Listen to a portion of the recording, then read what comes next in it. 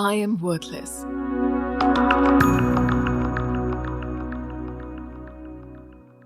आमिर खान की movie 3 idiots एक ऐसी मूवी थी जिसने हमारे देश के न सिर्फ एजुकेशन सिस्टम बल्कि देश के सबसे प्रीमियर एजुकेशन सिस्टम आईआईटी पर भी सवाल उठाए थे। काफ़ी पेरेंट्स को ये समझ आया कि इंजीनियरिंग या डॉक्टरी की पढ़ाई के अलावा भी एजुकेशन का मकसद है। इस मूवी का जिक्र इसलिए क्योंकि इसमें एक सिचुएशन पर एक डायलॉग आता है जो शायद आज की हमारी इस सिचुएशन के लिए बहुत फिट बैठता है। जब राजू अपने इंटरव्यू के लिए जाता है तो उससे इंटरव्यूअर्स पूछते हैं कि आपके मार्क्स थ्रू आउट सेमेस्टर बहुत ही पुअर हैं, कंसिस्टेंटली पुअर हैं। इसका कोई खास कारण? तब राजू कहता है कि बचपन से पढ़ाई में ब्राइट था। माँ बाप ने सोचा ये हमारी गरीबी मिटाएगा। मैं डरने लगा। स्कूल में प्रिंसिपल ने सोचा ये हमारे स्कूल का नाम रोशन करेगा। मैं और डरने लगा और इस डर से किताबों की जगह मंत्र जपने लगा।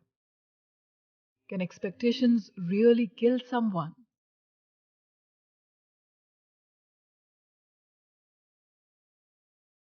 ये है Recreate with Me podcast. Real life stories, real life solutions.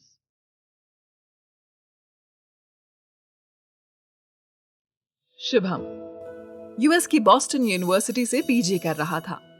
Dream institute, dream life. फिर भी शुभम न कॉलेज की लाइफ एंजॉय कर पा रहा था न पढ़ाई में उसका मन लग रहा था। अब यूएस में रहना, वहां पढ़ाई, इसका खर्चा कम तो नहीं होता और उस पर से उसका पढ़ाई में मन ना लगना। ये सोचकर पहला इंप्रेशन हमारे दिमाग में यही आएगा, रिच फैमिली का स्पॉइल्ड ब्रैट। पर वो कहते हैं ना कि किताब के कवर से उसे जज नहीं करना चाहिए। शुभम बचपन से पढ़ने में होशियार था। इंजीनियरिंग उसने इंडिया के प्रीमियर इंस्टीट्यूट से की थी। कॉम्पिटिटिव एग्जाम्स में भी उसकी अच्छी रैंक थी। उसे बचपन से पता था कि उसकी मम्मी की सारी उम्मीदें उसी पर टिकी हैं। शुभम की मम्मी एक सिंगल मदर थी। उसके डैड की अनटाइमली डेथ के बाद उसकी मम्मी ने ही उसकी पढ़ाई, उसकी बाकी जरूरतों का पूरा ध्यान रखा। अब ये कोई फिल्मी सीन नहीं था कि शुभम की मम्मी ने ये सब सिलाई करके या जैसा मूवीज में दिखाते हैं काफी परेशानियों का सामना करके किया। Instead they were financially sound. Shubham के फादर का इंश्योरेंस का पैसा आया और उसकी मम्मी भी गवर्नमेंट जॉब में थी। तो वैक्यूम इमोशनली था, फाइनेंशियली नहीं। जाने अनजाने शुभम पर एकेडमिकली अच्छा परफॉर्म करने का प्रेशर रहता था। एक आदर्श बेटा जो आगे चलकर अपनी माँ और अपनी फैमिली का सपोर्ट सिस्टम बनेगा। कई बार ऐसी सिचुएशंस में हम सामने वाले को सांत्वना देने के चक्कर में या मोटिवेट करने के चक्कर में ऐसी एडवाइस दे देते हैं जिसकी शायद जरूरत नहीं होती और ये हम रियलाइज नहीं करते। पता नहीं कब किस रिश्तेदार ने शुभम के दिमाग में ये बात बिठा दी कि पूरे घर की उम्मीदें उसी पर टिकी हैं, खासकर उसकी माँ की। अब वही तो उनका एकमात्र सहारा है उसके फादर की डेथ के बाद। एक बच्चा जो खुद अपने इमोशन से जूझ रहा है, उस पर आप एक ऐसी रिस्पॉन्सिबिलिटी का पहाड़ रख दें जिसके लिए ना तो वो तैयार है ना ही शायद इसकी जरूरत है। शुभम के फादर की डेथ के बाद उसकी मम्मी ने अपना पूरा कंसंट्रेशन शुभम पर लगा दिया।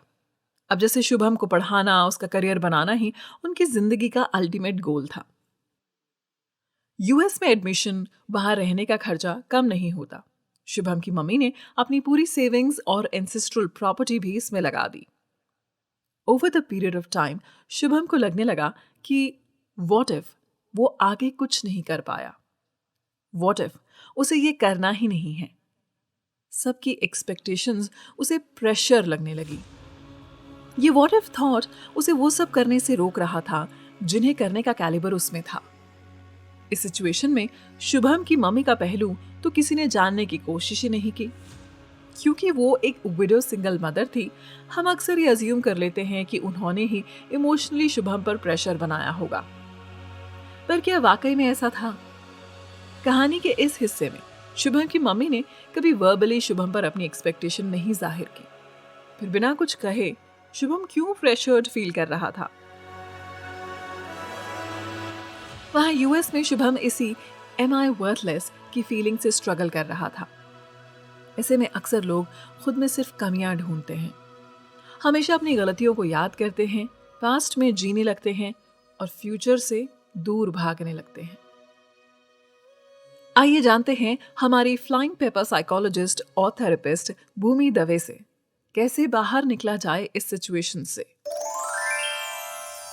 Am I worthless? ये क्वेश्चन हम यूजुअली खुद से तब करते हैं जब हम या सोसाइटी हमसे कुछ एक्सपेक्ट कर रही होती है एंड हम खुद पे डाउट करना शुरू कर देते हैं, जिसके चलते हम काफ़ी स्ट्रेसफुल एंड एंग्शियस फील कर रहे होते हैं। इन एक्सपेक्टेशन से हम प्रिजम्पशंस रखते हैं जो कि यूजुअली नेगेटिव होते हैं एंड वीकनेसेस पे फोकस्ड ज़्यादा रहने लगते हैं then on our strengths and on our abilities. And जब लॉन्ग टर्म में हम बाइंड अप हो जाते हैं इन चीज़ों में, हमारी एक्सपेक्टेशंस में, हम हमारी हैप्पीनेस लूज़ करना स्टार्ट कर देते हैं, जो कि बहुत अनहेल्दी है हमारी मेंटल हेल्थ के लिए। एंड फिर हम अपने प्रेजेंट को एंजॉय ही करना छोड़ देते हैं। ये एक बहुत इम्पॉर्टेंट कंसर्न है एंड इसको एड्रेस करना भी बहुत ज़रूरी है। शुभम, जिसने अपने फादर को खोआ था जब वो छोटा था, he was already grieving and सबसे ऐसा सुनना कि he is the only hope and उसको responsibilities लेनी है can actually cause emotional wounds to that child.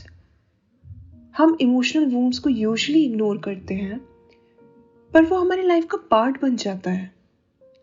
हम सब कभी ना कभी एक्सपेक्टेशंस में काफ़ी बन जाते हैं। कई बार हमें लगता है कोई वे आउट नहीं है, कुछ मेजर्स जो हम ले सकते हैं उन एक्सपेक्टेशंस, उन प्रेशर को डील करने के लिए, हम कहीं ना कहीं उनसे भी भागना शुरू करते हैं, हम उनको इग्नोर करना शुरू करते हैं।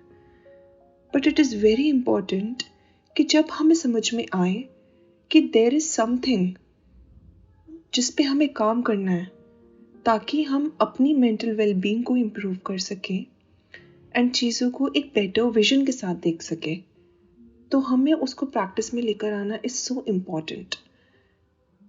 एंड कुछ ऐसे मेजर्स जो हम ले सकते हैं वो मैं बताना चाहती हूँ। So the first one is जो हमारे खुद के लिए हमारी खुद की तरफ से होना चाहिए, वो है कंपैशन एंड काइंडनेस। कि हम खुद को लेकर कितने कंपैशनेट हैं जब हम ऐसा देख रहे हैं कि हम नेगेटिव लूप में जा रहे हैं थिंकिंग के, जिसके कारण हम एंग्शियस फील करना स्टार्ट कर रहे हैं। तो उस वक्त हम खुद को कैसा ट्रीटमेंट दे रहे हैं? क्या हम खुद को कंपैशनेट के साथ, काइंडनेस के साथ ट्रीट कर रहे हैं या नहीं कर रहे हैं? सो ये क्वेश्चन जब हम खुद से पूछते हैं ना, हमें एक आंसर मिलता है एंड उस आंसर को जब हम अप्लाई करते हैं, we start feeling a little better about ourselves. So the next one is to communicate. कि आप अपने पेरेंट्स से या आप जिस भी पेरेंटल फिगर से आप क्लोज हैं, आप उनसे बात करिए, उनको बताइए कि आप प्रेशर्ड फील करते हो अपने करियर को लेकर या अपनी रिस्पॉन्सिबिलिटीज़ को लेकर। एंड ये प्रेशर जो है, इसके कारण आप एंग्शियस फील करते हो। जब आप उनको बताओगे ना, आपको भी आंसर्स मिलेंगे एंड उनको भी पता चलेगा कि आप क्या चीज़ से गो थ्रू कर रहे हो। And to break this thinking pattern and to understand life with better perspective, therapy is going to do wonders.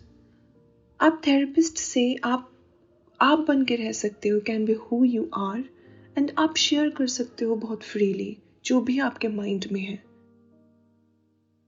And mind में ये चीज़ रखना कि आप अकेले नहीं हो इज़ सो इम्पॉर्टेंट। कई बार जब हम खुद को बहुत अकेला फील करना स्टार्ट करते हैं, वो हमें और भी आइसोलेशन की तरफ लेकर जाता है। बट एक्चुअली में क्या हम अकेले हैं? आपके लिए प्रोफेशनल हेल्प अवेलेबल है। आप प्रोफेशनली हेल्प लीजिए, आप थेरेपी लीजिए, and therapist are there to listen to you without judgement. So this is the most beautiful thing about therapy. And one practice that I would suggest कि आप करें वो है journaling. And journaling आप 2 forms में कर सकते हैं। एक gratitude journaling कि आप डेली मॉर्निंग में कोई भी ऐसी 3 चीज़ें जिनको लेकर आप ग्रेटफुल हैं, आप उनको लिखिए। एंड लिखने के बाद उनको फील करने की कोशिश करिए कि how grateful you are about these things. And another form of journaling will allow you to write down your emotions, to write down what you were thinking, and just keep it with you.